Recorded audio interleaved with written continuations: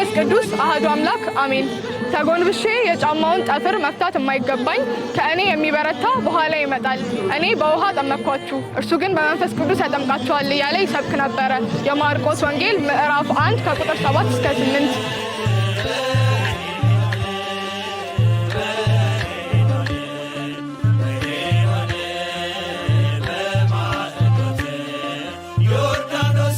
ኢየሱስም መለሰ እንዲህ ሲል እውነት እውነት እልሃለሁ ሰው ከውሃና ከመንፈስ ካልተወለደ በቀር ወደ እግዚአብሔር መንግሥት ሊገባ አይችልም።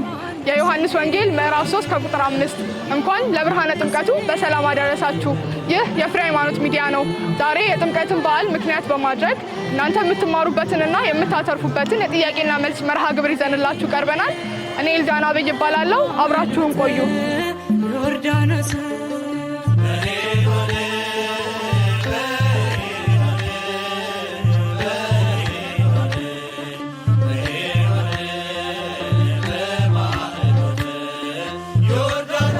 አደረሳችሁ። እሺ እንኳን አብሮ አደረሰ። ስማችሁንና ስራ ዘርፋችሁን ብትነግሩ። እሺ ጋዜጠኛ ይድነቃቸው ብርሃኑ እባላለሁ። እሷ ባለቤቴ ነች። እሺ ስሜ መጋቤ ስብሐት ቀሲስ ላይ ከማርያም ድባቡ እባላለሁ። ቀሲስ ሰሎሞን ሙሉጌታ እባላለሁ። እኔ ዮሴፍ ወንድሙ እባላለሁ። በብርሃናት ዓለም ቅዱስ ጴጥሮስ ወጳውሎስ ወገብርኤል ቤተክርስቲያን የፍሬ ሃይማኖት ሰንበት ትምህርት ቤት ስር በምትገኘው ከማህበረ ቅድስት ኪዳነ ምሕረት ነው ተወክዬ የመጣሁት ማለት ነው። የማህበሩ ጥናትና ስልጠና ክፍል አባልና መምህር ነኝ ማለት ነው። ዲያቆን ዳዊት ኢየሱስ እባላለሁ። የፍሬ ሃይማኖት ሰንበት ተማሪ አባልና እንዲሁም መዘምር ነኝ። እኔ ዘማሪ ዲያቆን ቅዱስ ሙዛዬ እባላለሁ። ከጽራሪያም ቅዱስ ሩፋኤል። ገነት እባላለሁ። እኔ ስርሲ ብርሃኑ እባላለሁ። የመጣሁት ከኪዳነ ምሕረት ሰንበት ትምህርት ቤት ነው። ወይም በጴጥሮስ ጳውሎስ ሰንበት ትምህርት ቤት ነው የመጣሁት። ዲያቆን አባይነህ ታደለ። ስሜ ወይዘሮ ለምለም ወልዴ እባላለሁ። በላይ አለሙ እባላለሁ። መንፈሳዊ ስሜ የክርስትና ስሜ ደግሞ ወለተ ኢየሱስ። ክብር ጸጋ ይባላለሁ። መምህር አምደ ሃይማኖት ስማቸው እባላለሁ። የጠሮ ደብረ ብርሃን ቅድስት ሥላሴ የስብከተ ወንጌል መምሪያ ኃላፊ ነኝ።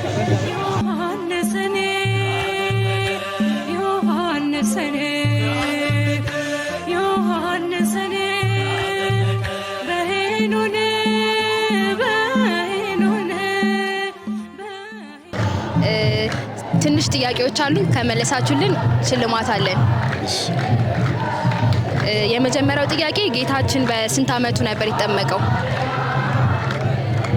ከባድ ጥያቄ። በ33 ዘመኑ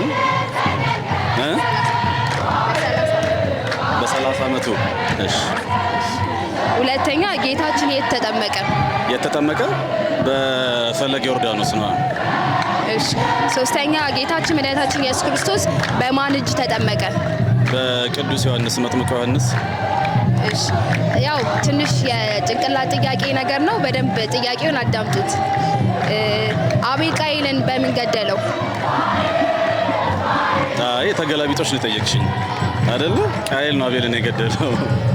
እሺ፣ እናመሰግናለን። መልካም በዓል። ማስተላለፍ የሚፈልጉት ነገር ካለ? በቃ ለመላው የኦርቶዶክስ ተዋሕዶ እምነት ተከታዮች በሙሉ እንኳን ለጌታችን ለመድኃኒታችን ለኢየሱስ ክርስቶስ የጥምቀት በዓል በሰላም አደረሳችሁ ማለት እንፈልጋለን። መልካም በዓል። እሺ፣ ያው የሽልማት ተሸለሙ። አሁን እንዴ? እሺ፣ እናመሰግናለን።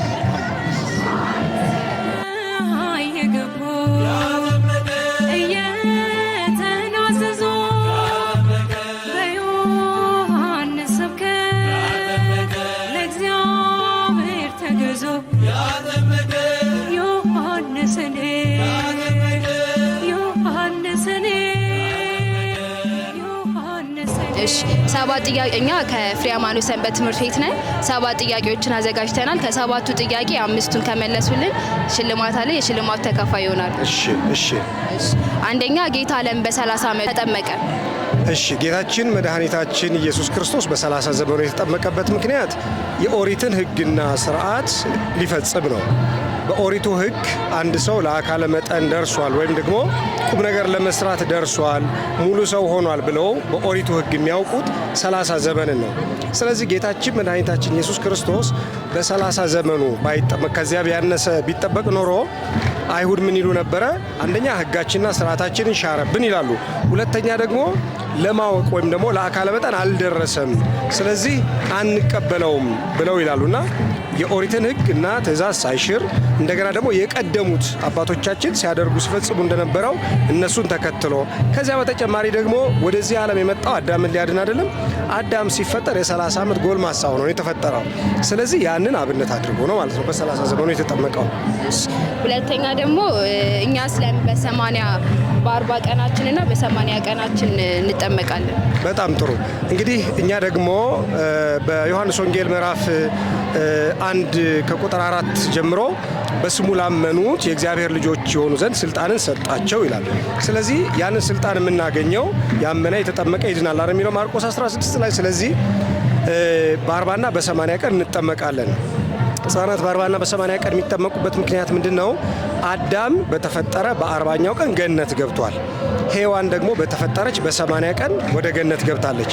ስለዚህ እኛ በጥምቀት አማካኝነት በቀጥታ የመንግስቱ ወራሾች እንሆናለን፣ የእግዚአብሔርን መንግስት እንወርሳለን ስንል በ40ና በ80 ቀናችን እንጠመቃለን ማለት ነው። አብነቱ ይሄ ነው። ሶስተኛ ለምን ታቦተ መንበሩ ከመንበረ ክብራቸው ወደ ባህረ ጥምቀቱ ይወርዳሉ? በጣም ጥሩ። ታቦታቱ እንግዲህ ከመንበረ ክብራቸው ወይም ደግሞ ከቅድስት ቤተክርስቲያን ተነስተው ወደ ባህረ ጥምቀት ይወርዳሉ፣ በዚያ ያድራሉ። ከዚያ ደግሞ በነጋታው የጥምቀት ዕለት ይመለሳሉ። ይሄ ምንድን ነው? ቅዱስ ያሬድ እንደነገረን ሆረ ኢየሱስ ገሊላ ሀበ ዮሐንስ፣ ኢየሱስ ከገሊላ ተነስቶ ወደ ዮሐንስ ሄደ ነው የሚለው። እንደገና ደግሞ በዮሐንስ ወንጌል ላይም ስናገኝ ዮሐንስ እያጠመቀ ጌታችን መድኃኒታችን ኢየሱስ ክርስቶስ ወደዚያ ነው ሄደው። ዮሐንስ እኔ ሀሎ ያጠምቅ በሄኖን በቅርበ ሳሌም በማይዶተ ዮርዳኖስ።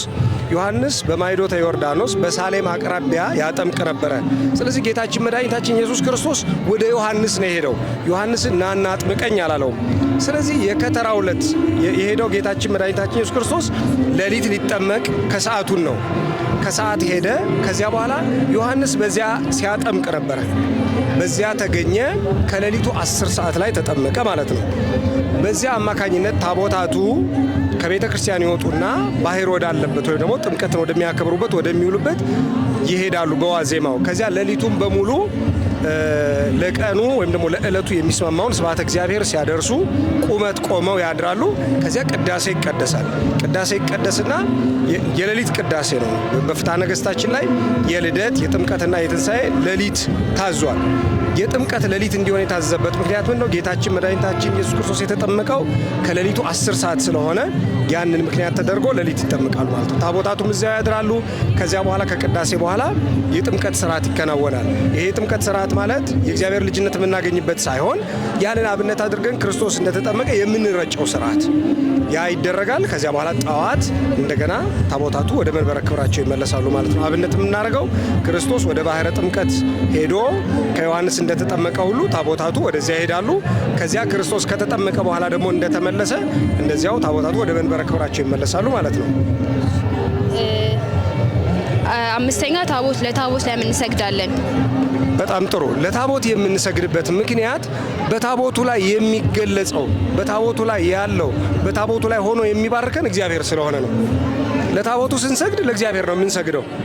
በታቦቱ ፊት ስንቆም በእግዚአብሔር ፊት ነው የምንቆመው። ምክንያቱም ታቦት ማለት የእግዚአብሔር ማደሪያ ማለት ነው።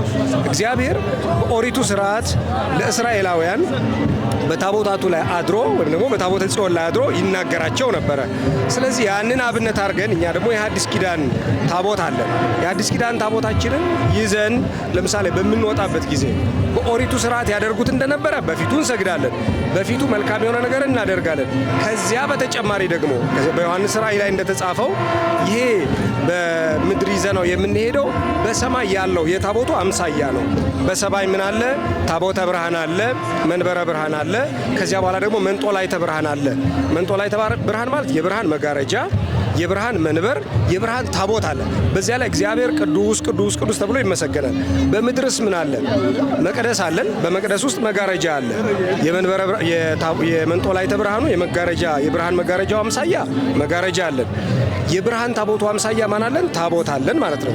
ስለዚህ በዚያ ላይ ሆኖ እግዚአብሔር ቅዱስ ቅዱስ ቅዱስ ተብሎ እንደሚመሰገን ሁሉ እኛም ደግሞ በዚህ ላይ አድሮ እግዚአብሔር ስለሚባርከን እግዚአብሔር እናመሰግናልና ለታቦቱ የምንሰግደው ለእግዚአብሔር ስለምንሰግድ ነው። ተጨማሪ ደግሞ በመጽሐፍ ቅዱስ ላይ ምናል የእግዚአብሔር ታቦት ወደ ሰፈራችሁ በመጣ ጊዜ ከመቀመጫችሁ ተነስታችሁ ሰግዳችሁ ተቀበሉት ይላል። ቅዱስ ዳዊትም ደግሞ ታቦተ ጽዮን ወደ እሱ በመጣች ጊዜ እየዘመረ በበገና ከላዩ ላይ የለበሰው ልብስ እስኪወድቅ ድረስ ሰዎች እስኪታዘቡ ድረስ እየሰገደ እያመሰገነ ነበር። ስለዚህ እንዲህ አሁን ነጭ ለብሰን የምንሰግድበት ምክንያት መጽሐፍ ቅዱስን አብነት አድርገን ነው። ስድስተኛ የዘንድሮ የጥምቀት ተረኛ ደብር ማን ነው? በአበበ ቢቂላ ጥምቀተ ባህር። እሺ እንግዲህ በዚህ በምንውልበት ጥምቀተ ባህር ላይ 5 አድባራት አንድ ላይ ያከብራሉ።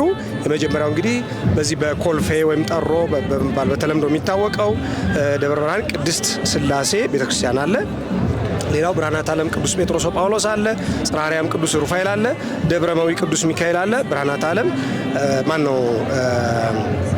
ቅዱስ ራጉኤል ቤተክርስቲያን፣ ደብረ ኃይል ቅዱስ ራጉኤል ቤተክርስቲያን አለ።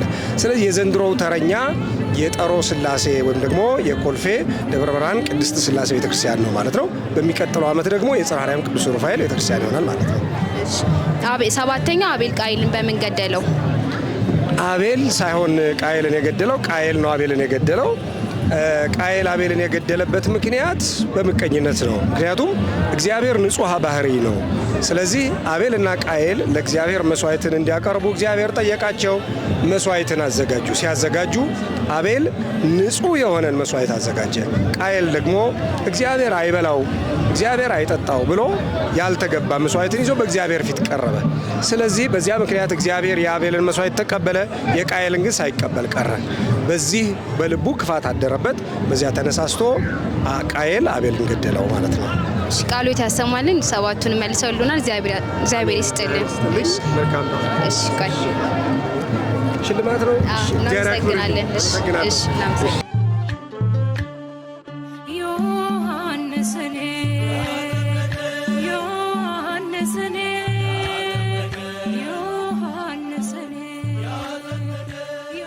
ከምን ደብር ነበር የመጡት?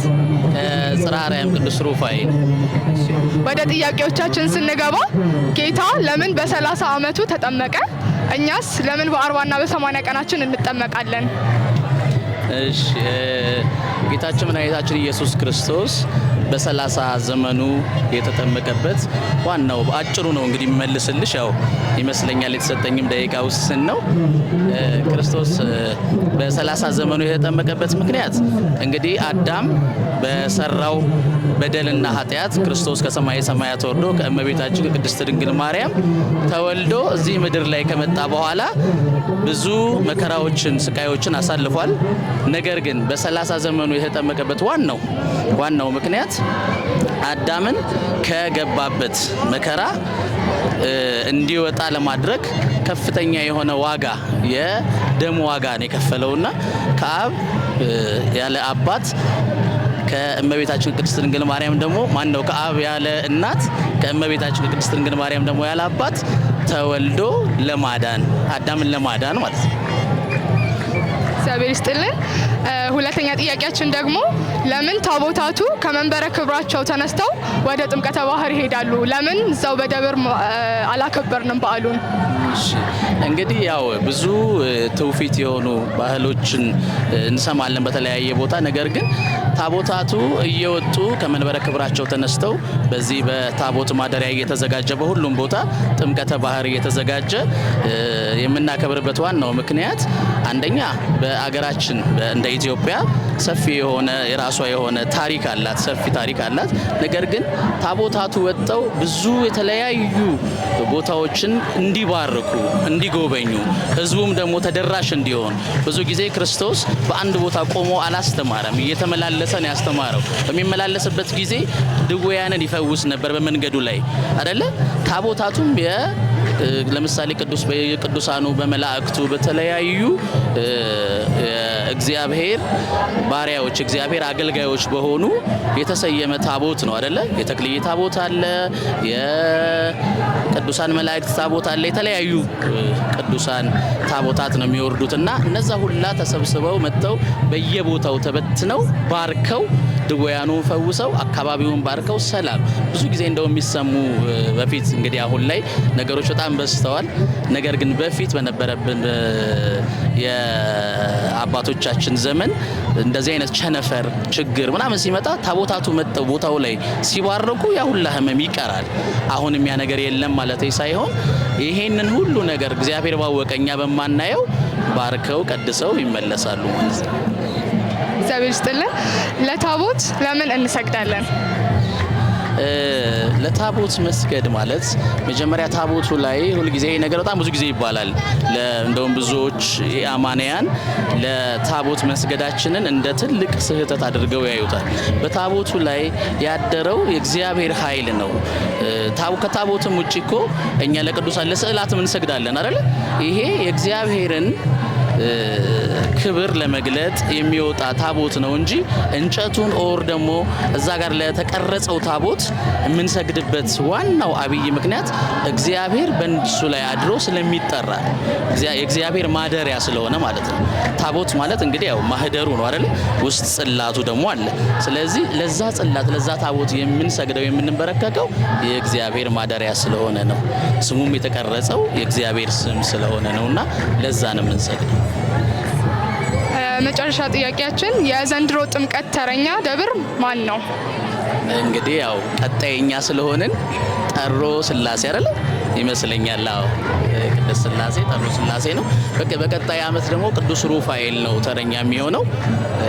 በበለጠ ደግሞ የዛኔ ከፍ ባለ ሚዲያ እንደምትመጡና እንደምትጠይቁን ተስፋ እናደርጋለን። እግዚአብሔር ያክብርልኝ። አንድ የመጨረሻ ልጨምር። ይሄኛው ግን የእውቀት ጥያቄ ሳይሆን እንዲሁ ፈጣን ጥያቄ ነው። በደንብ ያድምጡኝ። ፈጣን ጥያቄ? አዎ በደንብ ያድምጡኝ። አቤል ቃኤልን በምን ገደለው? አቤል ቃኤልን በምን ገደለው? በደንጊያ አስተካክለልሽ። አቤል ቃኤል አልገደለው። አየሽ፣ የማስተዋል ጥያቄ ነው የሚባለው። ገዳዩን ገለበጥሽው። አልገደለውም። ገዳዩ ተገዳዩን ገዳይ ነው ያደረግሽው። ስለዚህ ይሄው ነው መልሱ መሰለኛል። እግዚአብሔር ይስጥልን። ጥያቄ ልጠይቅሽ። ልክ እንደዚህ አይነት ፈጣን መቼም ዛሬ ትላንትና የጋድ ጾም ስለነበር ዛሬ ተፈስቋልና ከስጋ ጋር የተያያዘ ነው የምጠይቅሽ። በጣም ፈጣን ነው የኔ ደግሞ። ልትቆርጡት ትችላላችሁ እናንተ። ከ1 ኪሎ ስጋና ከ1 ኪሎ ጥጤቱ ይበልጣል። እቺ አደገኛ ናት። እሺ እግዚአብሔር ይስጥልን። እግዚአብሔር ይስጥልን። መልካም በዓል። አሜን። እሺ እናመሰግናለን። ሽልማት አለዎት ነው? አዎ።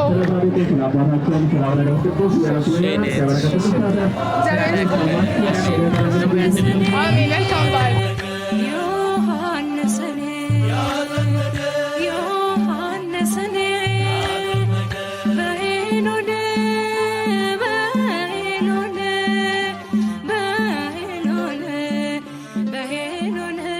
ወደ ጥያቄዎቻችን እንግባ።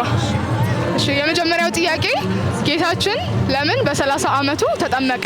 እኛስ ለምን በ40ና በ80 ቀናችን እንጠመቃለን? እንግዲህ ጌታችን አምላካችን መድኃኒታችን ኢየሱስ ክርስቶስ በመዋዕለ ሥጋዌው የአይሁድን ስርዓት ማክበር ስለነበረበት በ30 ዓመቱ ሊጠመቅ ችሏል። እኛም ደግሞ በታዘዝነው መሰረት በመጽሐፈ ኩፋሌ ላይ በታዘዝነው መሰረት ወንድ በ40 ቀኑ ሴቶች ደግሞ በ80 ቀናቸው ይጠመቃሉ ማለት ነው። ሁለተኛ ጥያቄያችን ለምን ታቦታቱ ከመንበረ ክብራቸው ተነስተው ወደ ጥምቀተ ባህር ይሄዳሉ? እዛው ቤተክርስቲያን ለምን አልተከበረም በዓሉ? እንግዲህ ይሄ የጥምቀት ስርዓት በዓል መከበር የጀመረው ከ12ኛው ክፍለ ዘመን በኋላ ጀምሮ ታቦታቱ ከመንበረ ክብራቸው ተነስተው ወደ ባህረ ጥምቀት መውረድ የጀመሩ ከ12ኛው ክፍለ ዘመን ጀምሮ እንደሆነ አንዳንድ የታሪክ ጥናቶች ያሳያሉ። እንግዲህ ራሱ ባለቤቱ መድኃኒታችን ኢየሱስ ክርስቶስ ተነስቶ ካለበት ከስራ ሁሉ መጀመሪያ ያደረገው ጥምቀቱን ነው። ስለዚህ ወደ ቅዱስ ዮሐንስ ሂዶ ውሃ መጠመቁን ለማመልከት ታቦታቱ ተነስተው ዛሬም ወደ ባህረ ጥምቀት መውረዳቸውን ያመለክታል ማለት ነው። ሶስተኛ ጥያቄያችን ለታቦት ለምን እንሰግዳለን? እንግዲህ ታቦት ቀላሉ ጥያቄ እንደው ብዙ ጥቅስም ሳናበዛ ቀለል አድርገን እንመልስ። ታቦት እንግዲህ ማደሪያ ማለት አይደለም። የማን ማደሪያ ቢሉ እግዚአብሔር። ስለዚህ ታቦታችን ላይ አንዱ የተጻፈው ነገር ምንድነው? ጉልበት ሁሉ ለኢየሱስ ክርስቶስ ይንበርከክ የሚል ነገር ነው የተጻፈበትና ለታቦታችን የምንሰግደው ለአምላካችን ለመድኃኒታችን ለኢየሱስ ክርስቶስ መስገዳችንን ለስሉስ ቅዱስ ሥላሴን አንድም ሶስትም ናቸው ብለን ለምናመልከው ለእግዚአብሔር ማደሪያው ስለሆነ ያንን ታሳቢ አድርገን እንሰግዳለን ማለት ነው። አራተኛ ጥያቄያችን የዘንድሮ የጥምቀት ተረኛ ደብር ማን ነው? እንግዲህ አጋዕዝተ የቅድስት ሥላሴ ደብር ነው ማለት ነው። እነሱ ናቸው ተረኞቻችን ማለት ነው። የመጨረሻ ጥያቄ ነው፣ የማስተዋል ጥያቄ ነው እንጂ የእውቀት ጥያቄ አይደለም። አቤል ቃየልን በምን ገደለው? አይ ቃየል አቤልን እንጂ አቤል ቃየልን አልገደለውም። እግዚአብሔር ይስጥልን፣ እናመሰግናለን። መልካም በዓል። ሽልማት አሉት።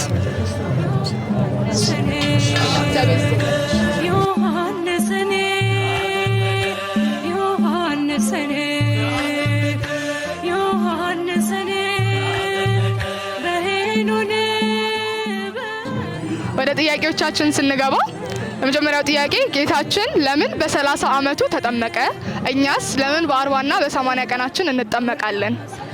ያው እንግዲህ ጥያቄው ጥሩ ነው። ጌታችን እኛ በጌታችንና አምላካችን መድኃኒታችን ክሪጎና በ30 ዓመቱ መጠመቁ አዳምን ሲፈጥረው በ30 ዓመት ጎልማሳ ሔዋንን ደግሞ የ15 ዓመት ኮረዳ አድርጎ ስለፈጠራቸው በሰይጣን ክፉና መጥፎ ትእዛዝ ምክንያት ወደ ምድር ስለወደቁ አዳም የዛን ጊዜ በ30 ዓመቱ ነው የወደቀውና ያው ጌታችንና አምላካችን መድኃኒታችን ኢየሱስ ክርስቶስ ያንተን አካል እንዳንተ እድሜ ሆኜ አዳንኩ ሲል ጌታችንና አምላካችን እንዲሁም መድኃኒታችን ኢየሱስ ክርስቶስ በ30 ዓመቱ ተጠመቀ ማለት ነው።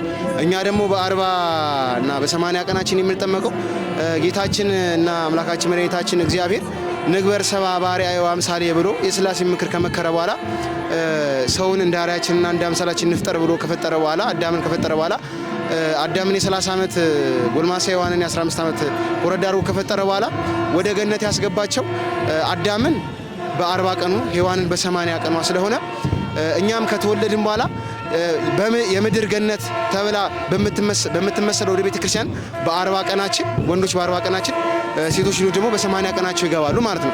ምክንያቱም የምድር ገነት ስለሆነች ቤተ ክርስቲያን በምድር ገነት ወንዶች በ40 ቀናቸው ሴቶች በ80 ቀናቸው ወደ ቤተ ክርስቲያን ገብተው ይጠመቃሉ። እንዲሁም ቅዱስ ሥጋውንና ክቡሩን ይወስዳሉ ማለት ነው። ማየ ሁለተኛ ጥያቄያችን ለምን ታቦታቱ ከመንበረ ክብራቸው ተነስተው አበበ ቢቂላ ወደ ተዘጋጀው ጥምቀተ ባህር ይሄዳሉ? እንግዲህ ጥሩ ጥያቄ ነው።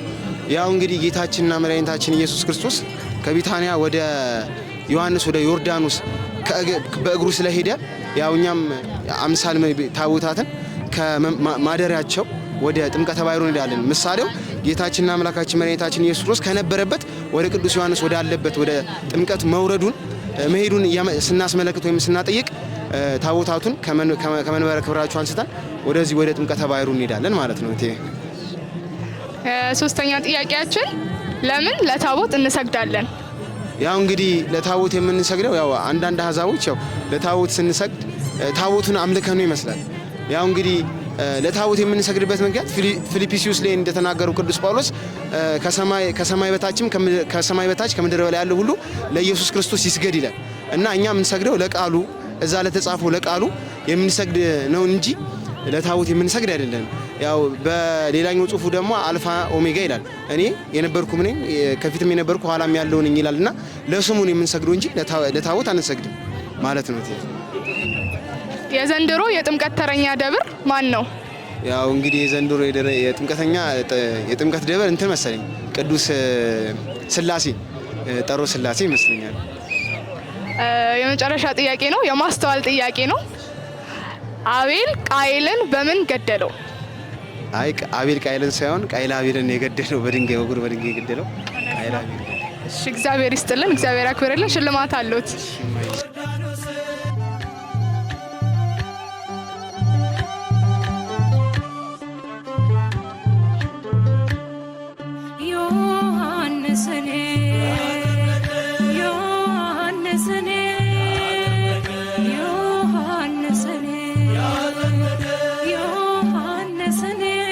አንደኛ ለምን ጥምቀት እናከብራለን? ያው ጥምቀት የምናከብረው ከአባቶቻችን የወረስነው ከላይ ድረስ የመጣው የጌታችን የመድኃኒታችን ኢየሱስ ክርስቶስን በዓለ ጥምቀት የተጠመቀውን ጥምቀት ምሳሌ በማድረግ ትውፊቱን ይዘን እኛ ልጆቹ ደግሞ እናስቀጥለዋለን ማለት ነው። ለዛ ነው ጥምቀት የምናከብረው። እሺ ሁለተኛ ጌታን ያጠመቀው ማን ነው? ጌታን ያጠመቀው የበረሃው መናኝ መጥምቁ ዮሐንስ ይባላል።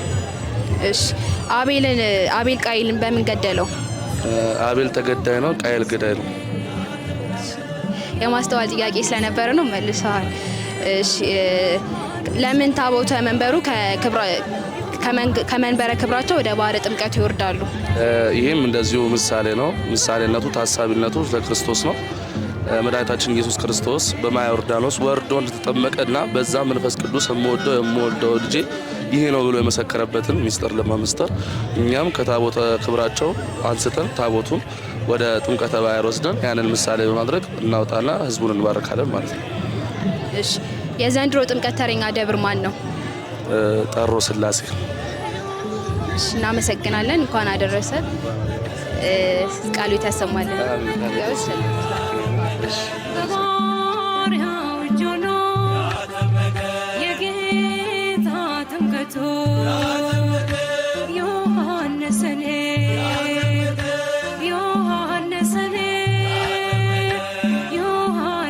ጌታችን መድኃኒታችን ኢየሱስ ክርስቶስ የት ተጠመቀ?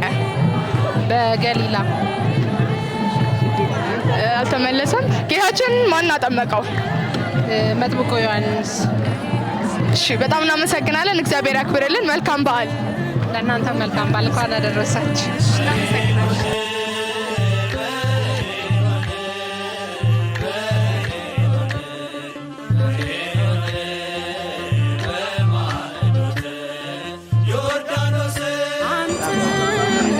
የመጀመሪያው ጥያቄያችን ጌታችን በስንት ዓመቱ ተጠመቀ? በ30 ዓመቱ ተጠመቀ።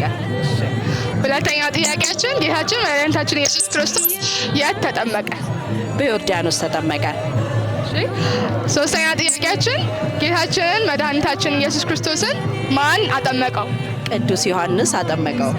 እሺ አራተኛ የዘንድሮ የጥምቀት ተረኛ ደብር አበበ ቢቂላ የሚደረገው ማለት ነው ማን ነው? አብርሃሙ ስላሴ ናቸው። እሺ ይሄ የማስተዋል ጥያቄ ነው። ጥያቄውን በደንብ ያድምጡኝ። አቤል ቃይልን በምን ገደለው? አቤል ቃይልን በምን ገደለው? እሱን አላውቅም፣ ይቅርታ ስላላወቁት ይቅርታ ጠይቃለሁ። እናመሰግናለን። መልካም በዓል። አሜን። ለሁላችን መልካም በዓል ይሁንልን። አመሰግናለሁ። እሺ አዋጁን ስሟለ በጉን አሳይቶ ዮሐንስ አንደኛ ጌታችን ዓመቱ ነበር የተጠመቀው? በ30 ዓመቱ። እሺ ሁለተኛ ጌታችን የት ነበር የተጠመቀው? በዮርዳኖስ። ሶስተኛ ጌታችን መድኃኒታችን የክርስቶስ በማን እጅ ነበር የተጠመቀው? በዮሐንስ እጅ። የዘንድሮ የጥምቀት ተረኛ ደብር ማን ነበር? ቅድስት ስላሴ። እሺ ጌታ ለምን በ30 ዓመቱ ተጠመቀ?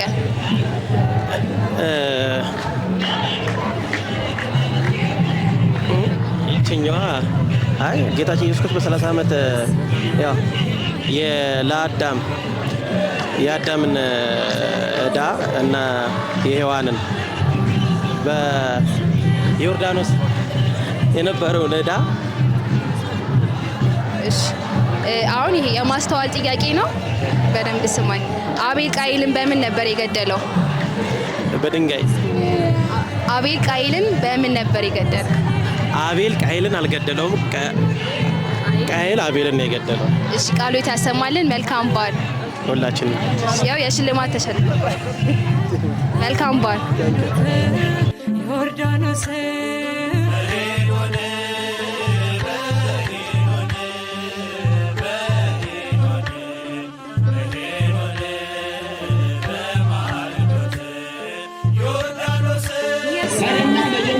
እኛ ከፍሬ ሃይማኖት ሰንበት ትምህርት ቤት ነው የመጣ ነው።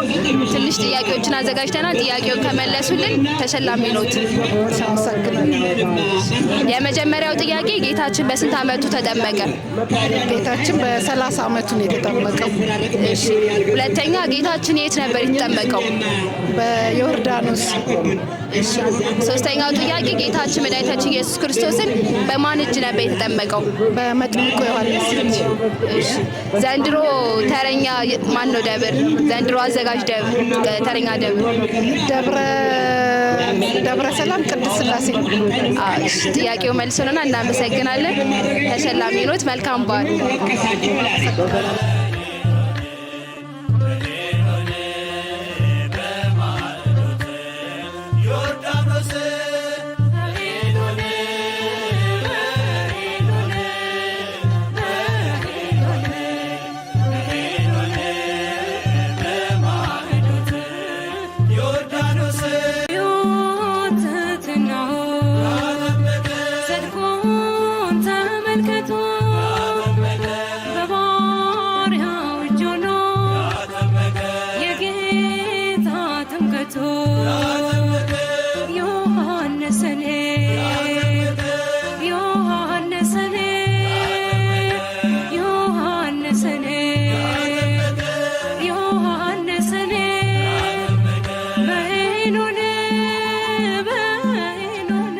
መጀመሪያው ጥያቄ ጌታችን በማን እጅ ነበር የተጠመቀው? በመጥመቀ መለኮት በቅዱስ ዮሐንስ እጅ ነው። እሺ። ጌታችን ኢየሱስ ክርስቶስ የት ተጠመቀ? በዮርዳኖስ። እሺ። ጌታችን በስንት ዓመቱ ነበር የተጠመቀው? በ30 ዓመቱ። እሺ። ዘንድሮ ተረኛ በበቂላ ጥምቀተ ባህር አዘጋጅ ማን ደብር ነው? ፍሎተ ሎዛ። እሺ። አበበ ቢቂላ ጥምቀተ ባህር የሚያርፉ ታቦታቶች ስንት ናቸው? እነማን ናቸው? አብርሃሙ ሥላሴ፣ ጴጥሮስ ጳውሎስ፣ ሩፋኤል፣ ቅዱስ ሚካኤል፣ መድኃኔዓለም። እሺ። ቅዱስ ራጉኤል አምስተኛው ቅዱስ ራጉኤል ነው። እሺ። ያው የማስተዋል ጥያቄ ነው። ጥያቄውን በደንብ ስሙት። አቤል ቃየልን በምን ነበር የገደለው? አቤል የቃየል ወንድሙ የገደለው አቤል ቃየልን በምን ነበር የገደለው? በምጽዋት ማለት ያው አቤል ቅዱስ ንጹህ የሆነ መስዋዕት ስለትን ስለሰጠ ማለት ነው። ስለትን ስለሰጠ ቃየል ደግሞ ያው የማይሆነው ነገር ስለሰጠ ለዛ በእንትን ተመቀኝንቶ ነው የገደለው። መልሱ ልክ ኖት፣ ግን አቤል ቃየል ነው ብዬ ጠየቅኩት፣ ግን ቃየል አቤልን ነበረ። ግን መልሱን አብራርተውታል። ሲያብራሩ ልክ ኖት። ኦኬ። አቤል የቃየልን በምንድን ነው የገደለው? ቃየል አቤልን ነው የገደለው እኮ። ቃየል አቤልን ነው የገደለው። ግን ጥያቄው እንዴት ነው? መልሰውታል። እናመሰግናለን። አብራርተውልናል። እሺ። መልካም በዓል። እናመሰግናለን። መልካም በዓል። እናመሰግናለን።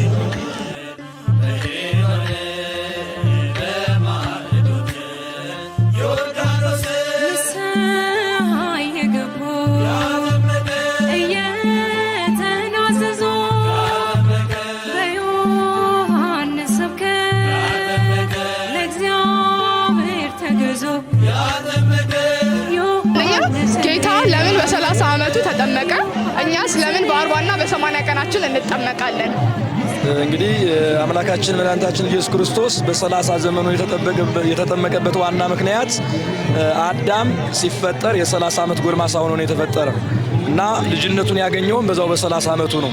ስለዚህ 30 ዓመት ጎልማሳ ሆኖ አዳም ከተፈጠረ በኋላ እግዚአብሔር አክብሮ በይባቤ መላእክት በዝማሬ መላእክት ከተፈጠረበት ምድረ ኤልዳ ወደ ገነት አስገብቶት ነበር እና ገነት ከገባ በኋላ 7 ዓመት 1 ወር ከ11 ቀን ነው በገነት ውስጥ የቆየው ማለት ነው።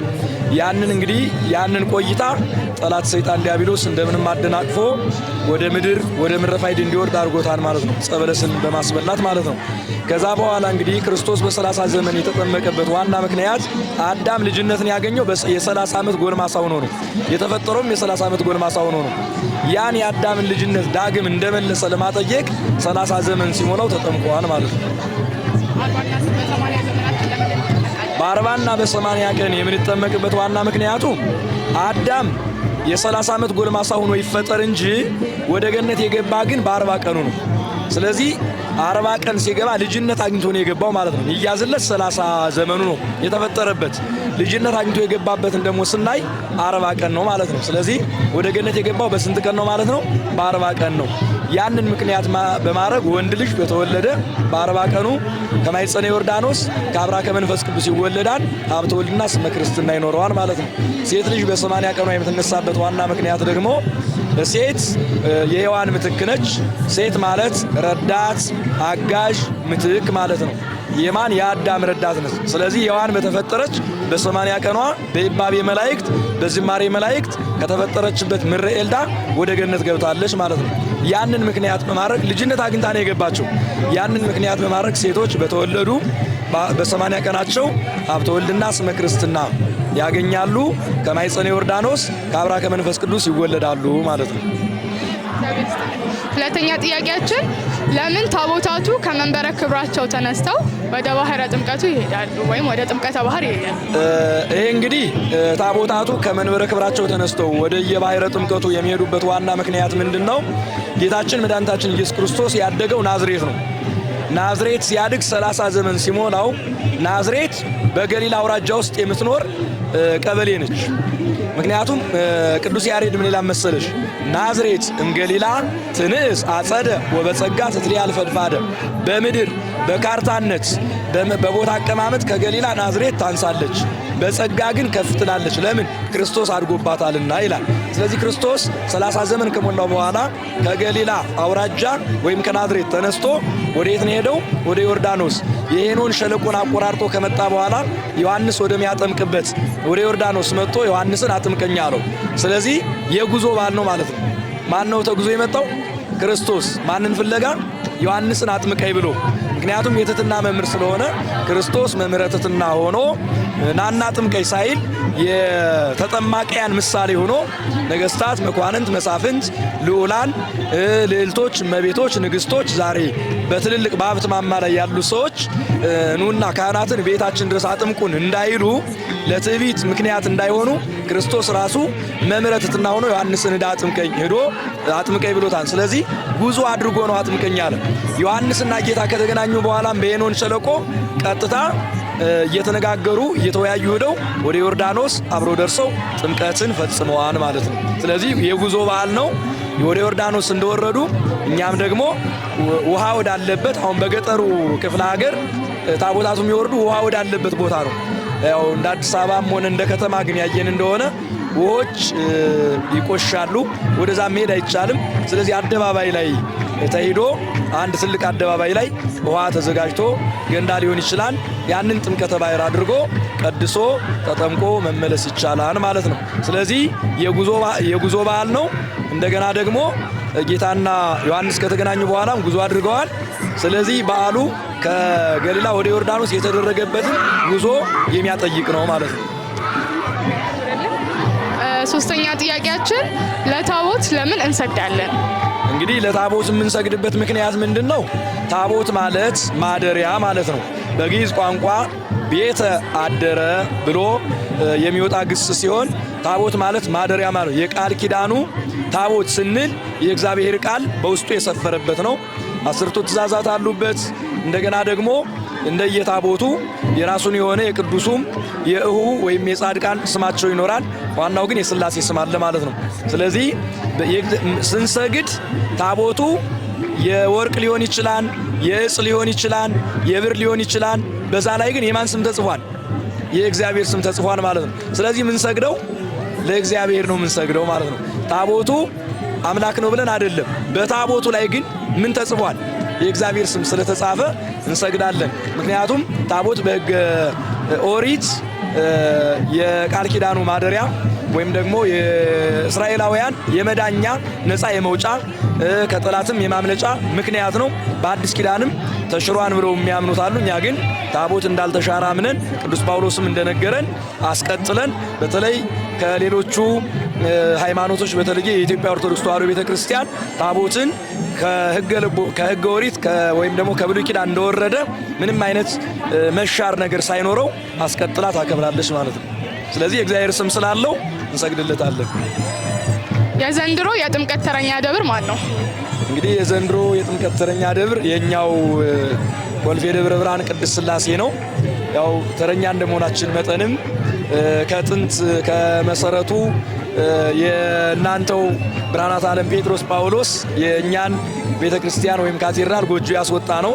ጎጆ እንደወጣ መጠን ግን ያው ካቴድራል ሰርቶ በካቴድራልነት ከእናንተ ጋር እኩል ተካክሎ ዛሬ በሚደርሰው በየ5 ዓመቱ ተራውን እየተረከበ ያከብራን ከአምስቱ አድባራት ጋር ማለት ነው። ከራጉኤል ከቅዱስ ሚካኤል እና ከጽርሐ አርያም ቅዱስ ሩፋኤል ከብርሃናት ዓለም ጴጥሮስ ጳውሎስ እንዲሁም ደግሞ ተረኛነቱን ዘንድሮ አስከብሮ ከዋዜማ ተነስተን ስርዓቱን አስከብረን ያለውን የቃለ እግዚአብሔር አዳር ቅዳሴውን ኪዳኑን ያለውን ነገር ሁሉ ፈጽመን በሰላሜው በአንድ ላይ ጉዞ እያደረግን እንገኛለን። ስለዚህ ተረኛው የኛው ኮልፌ ደብረ ብርሃን ቅድስት ሥላሴ ነው ማለት ነው።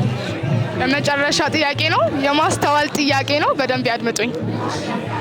አቤል ቃየልን በምን ገደለው?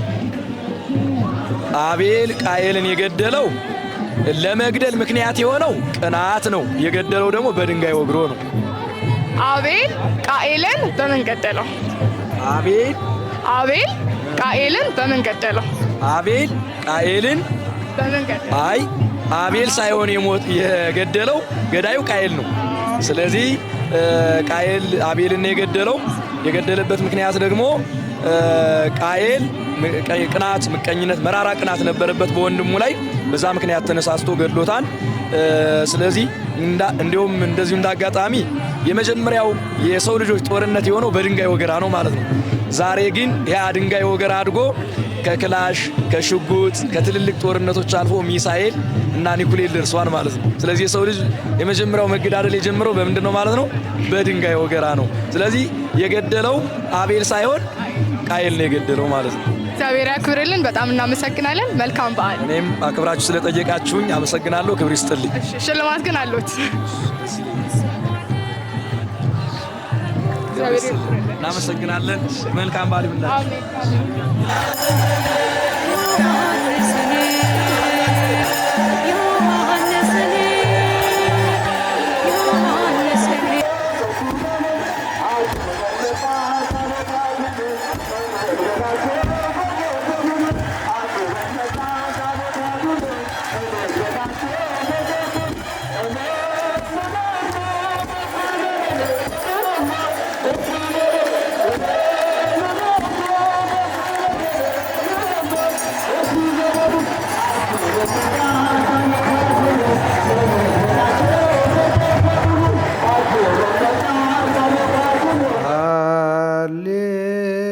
ሃሌሉያ